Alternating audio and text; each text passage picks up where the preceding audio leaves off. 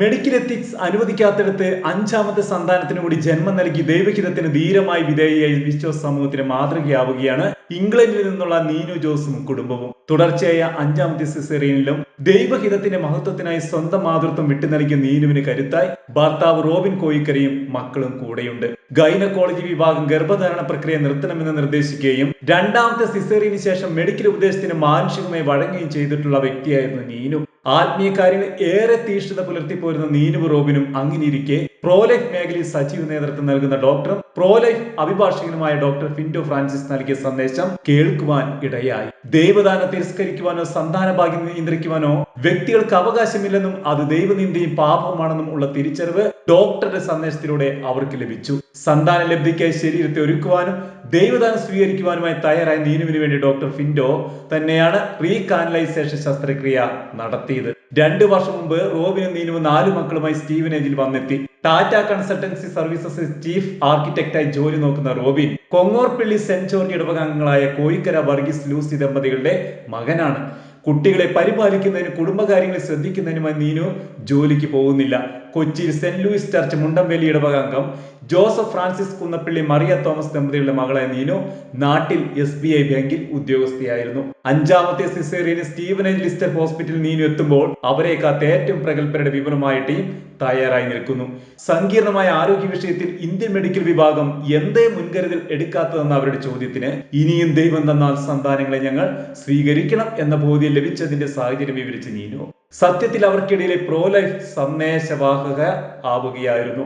ഇത്രയും വലിയ പ്രഗത്ഭരുടെ നിരയുടെ നിരീക്ഷണത്തിലാണ് അഞ്ചാമത്തെ സിസേറിയൻ നടത്തിയതെന്നത് മാനുഷികമായി ചിന്തിച്ച സർജറിയുടെ ഗൗരവം എടുത്തു കാണിക്കും. ശാസ്ത്രത്തിന്റെ സൃഷ്ടാവിന്റെ പരിപാലനയിൽ മറ്റെന്തിനേക്കാളും വിശ്വസിക്കുന്നു എന്നും ദൈവം തിരുമനസ്സായാലും മക്കളെ സ്വീകരിക്കാൻ ഇനിയും ഭയമില്ലെന്നും അന്നു നീനു എടുത്ത തീരുമാനത്തിന്റെ ജീവിച്ചിരിക്കുന്ന സാക്ഷ്യങ്ങളാണ് പിന്നീട് ജന്മം നൽകിയ ജോൺ, ഇസബെല്ല, പോൾ എന്നീ 3 കുട്ടികൾ.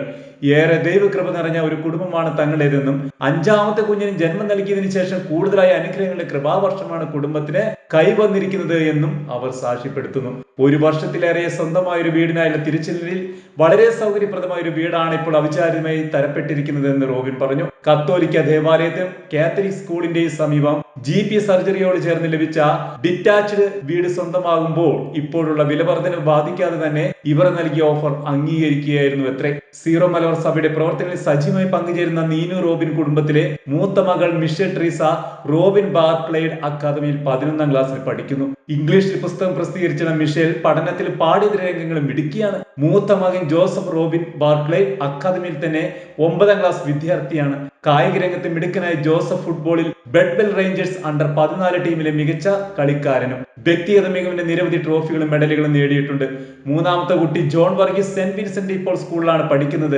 4ാമത്തെ മകൾ ഇസബെല്ല മരിയയ്ക്ക് 3 വയസ്സ്. മാതൃത്വവും സന്താന ലബ്ധിയും ദൈവദാനമാണെന്ന് വിശ്വസിക്കുന്നവർക്ക് ലഭിച്ച 5ാമത്തെ കുട്ടിയായ 2 മാസം പ്രായമുള്ള പോളിന് മാമോദിസ നൽകിയത് സ്റ്റീവന് സെന്റ് ഹിൽഡ ദേവാലയത്തിൽ വെച്ച് ഗ്രേറ്റ് ബ്രിട്ടൻ സീറോ മലബാർ രൂപതയുടെ അധ്യക്ഷന്മാർ ജോസഫ് സ്രാമ്പിക്കൽ.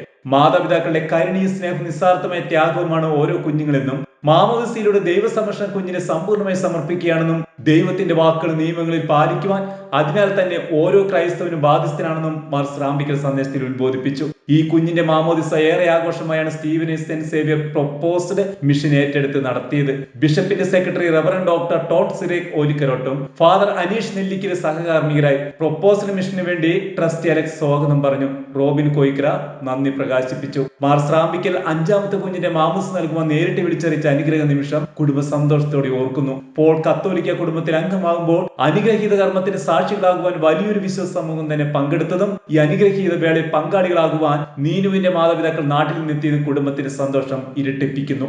ദൈവം നൽകുന്ന സന്താനങ്ങളെ സ്വീകരിക്കുവാനും അവിടുത്തെ ദാനമായ ദാമ്പത്യവും മാതൃത്വവും നന്ദി പുരസ്സരം ബഹുമതിക്കുവാനും ദൈവഹിതത്തിന് വിധേയപ്പെടുവാനും മാതാപിതാക്കൾ തയ്യാറാവണം. കൂടുതൽ കുട്ടികൾ കുടുംബത്തിന് ഐശ്വര്യവും അനുഗ്രഹവും പകരുമെന്നും കുട്ടികളുടെ കാര്യത്തിൽ ആകുലതയ്ക്ക് സ്ഥാനമില്ല എന്നും ദൈവം പരിപാലിച്ചു കൊള്ളുമെന്നുമാണ് നീനു റോബിൻ ദമ്പതികളുടെ അനുഭവ സാക്ഷ്യം നമ്മളെ പഠിപ്പിക്കുന്നത്.